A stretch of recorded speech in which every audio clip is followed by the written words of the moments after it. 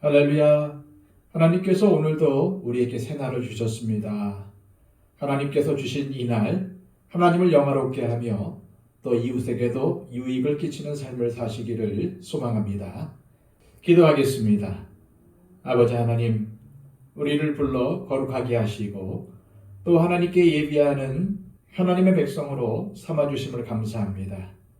하나님, 오늘 이 하루도 예배로 시작하기를 원합니다. 하나님께 순종함으로 나아가기를 원합니다. 우리의 삶을 능력의 손으로 붙들어 주시고 하나님께서 친히 우리의 산성이 되셔서 우리를 보호하여 주옵소서. 특별히 잠언의 말씀을 보고 있습니다. 지혜를 얻어 하나님을 섬기게 하여 주시고 또 이 세상을 지혜롭게 살아갈 수 있도록 인도하여 주옵소서. 무엇보다도 지혜의 근원은 하나님을 경외하는 것임을 알아 늘 항상 하나님 중심으로 또한 하나님 말씀 붙잡고 살아갈 수 있도록 우리를 인도하여 주시옵소서. 예수 그리스도의 이름으로 기도하옵나이다. 아멘. 다 함께 찬송가 420장 찬양 드립니다.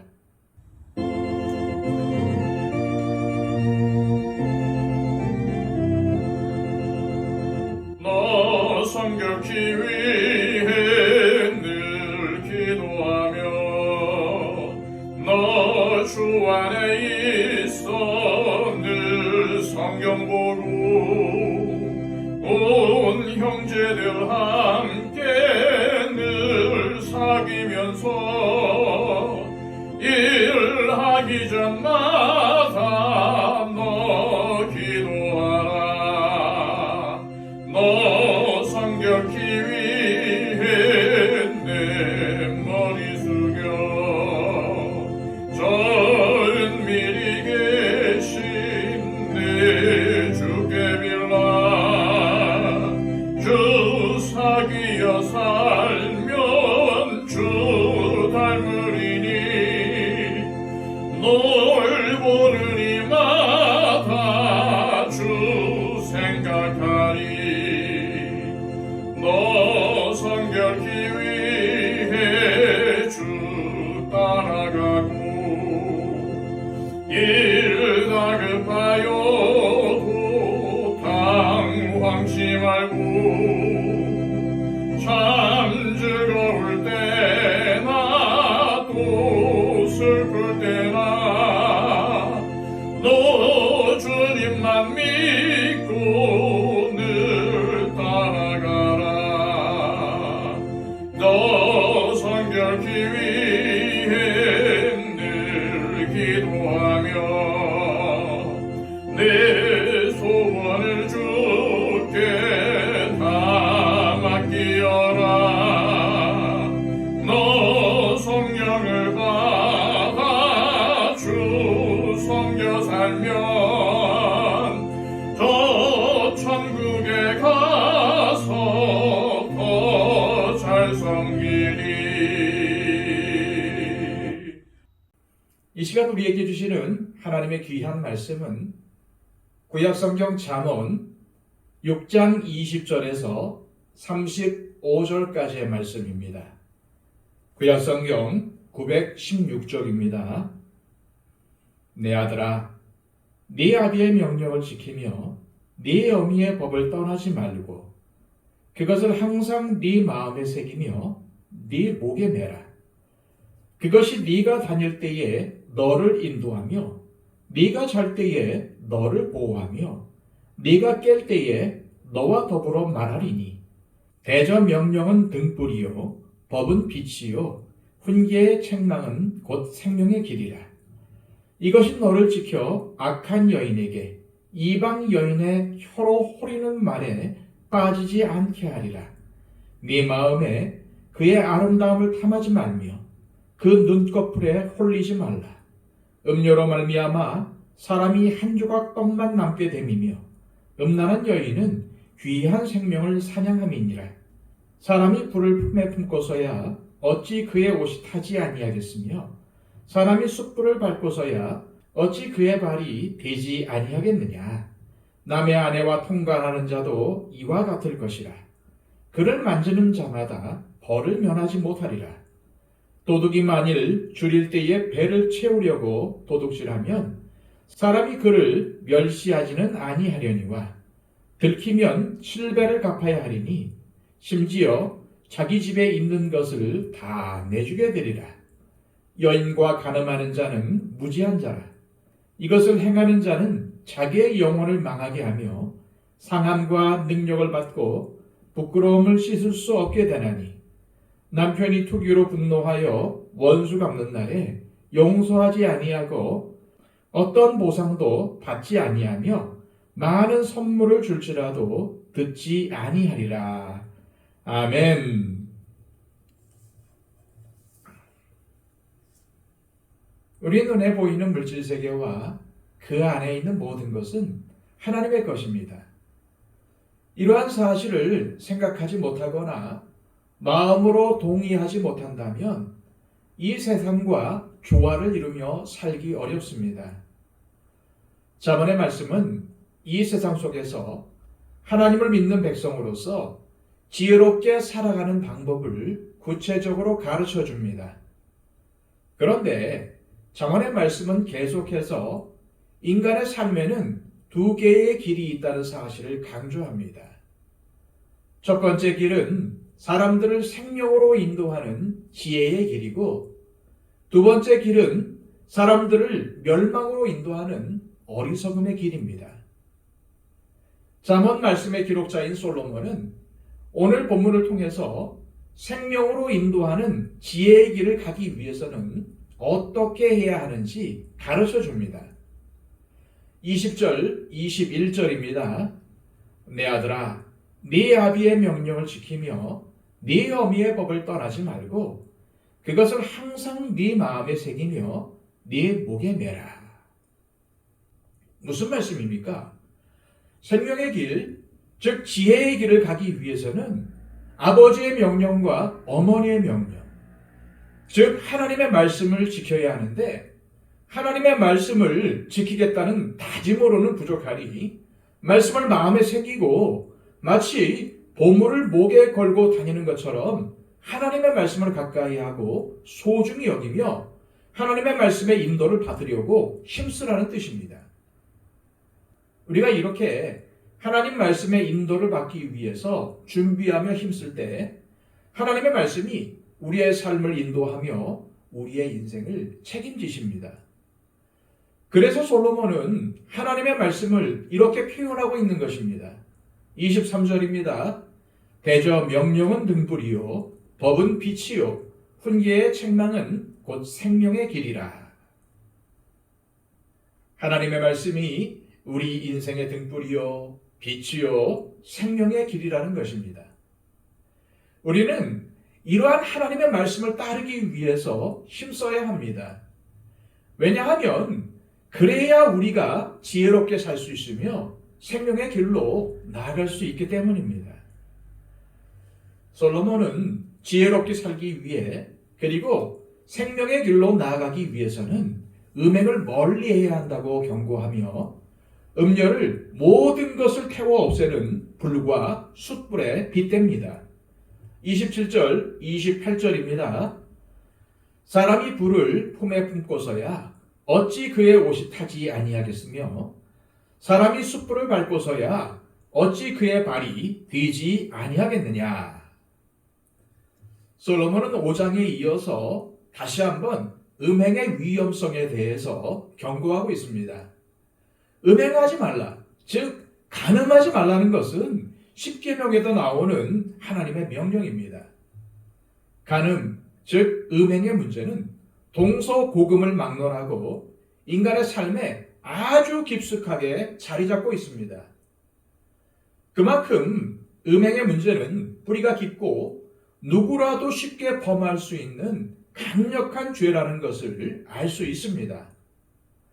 또한 음행은 스스로 헤어나오지 못하는 깊은 수렁과도 같아서 미리 조심해야지 일단 빠진 뒤에는 빠져나오기가 힘들다는 것입니다. 여기에 바로 음행의 심각성이 있습니다. 그래서 솔로몬은 음행에 빠지는 것은 마치 불을 품에 품고 있는 것과 같아서 반드시 옷이 타고 손발이 데일 수밖에 없다고 경고하고 있는 것입니다.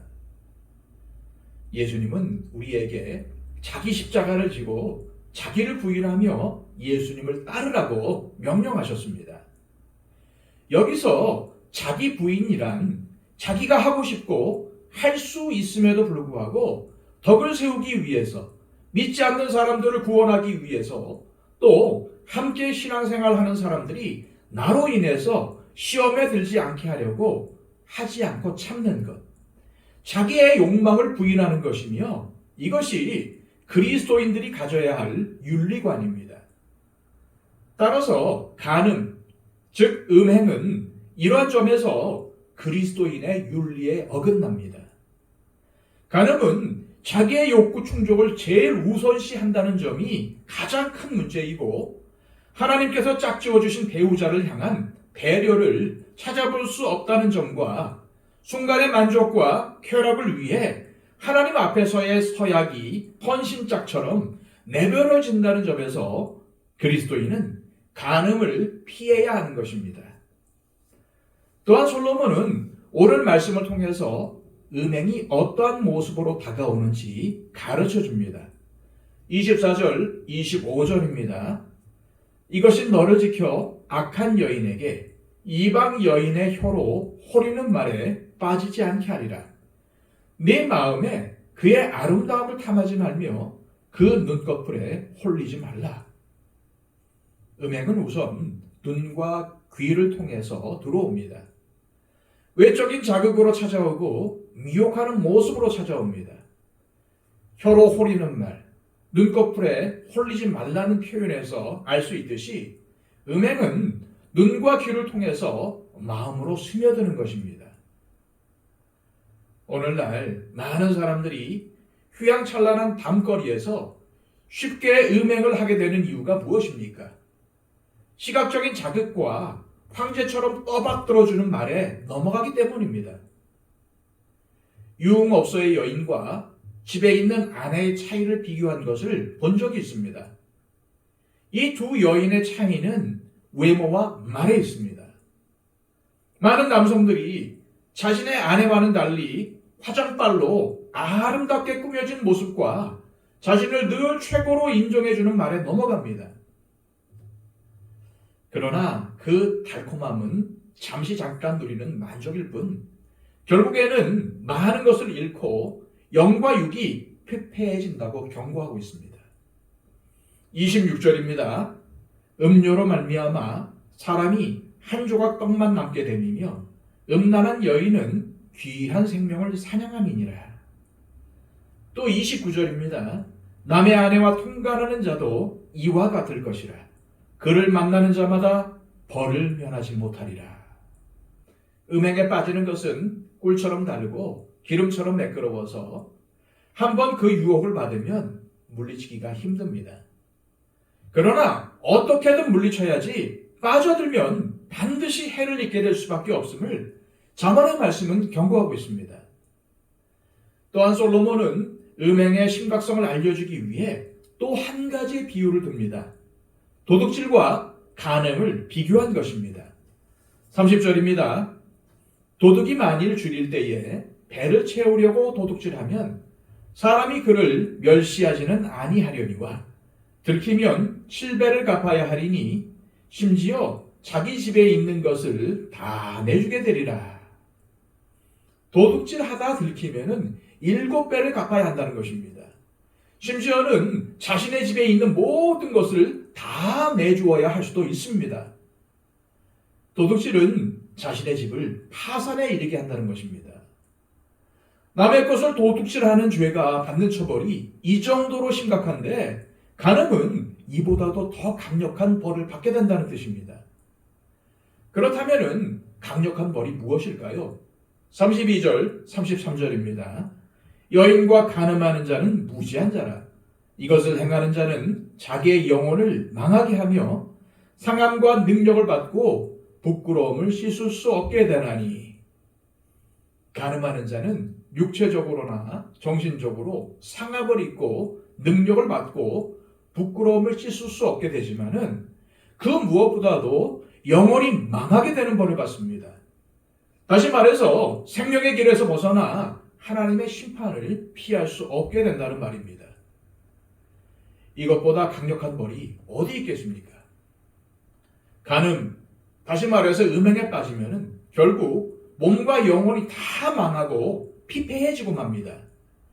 그럼에도 불구하고 여전히 많은 사람들이 음란에 빠지는 것은 그만큼 음행이라는 유혹이 강하다는 것을 보여줍니다.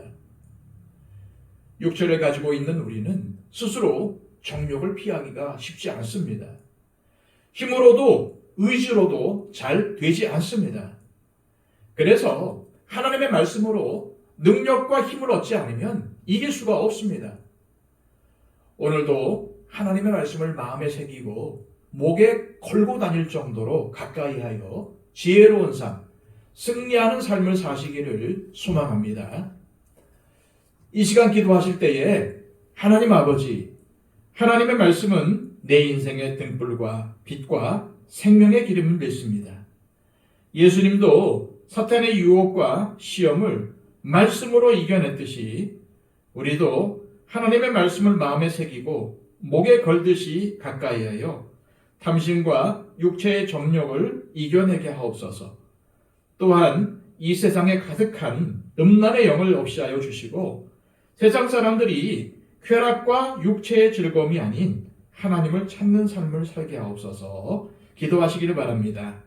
111 기도를 통해서 우리 주변에 기도가 필요한 분들을 위해서 중보해 주시기를 바랍니다.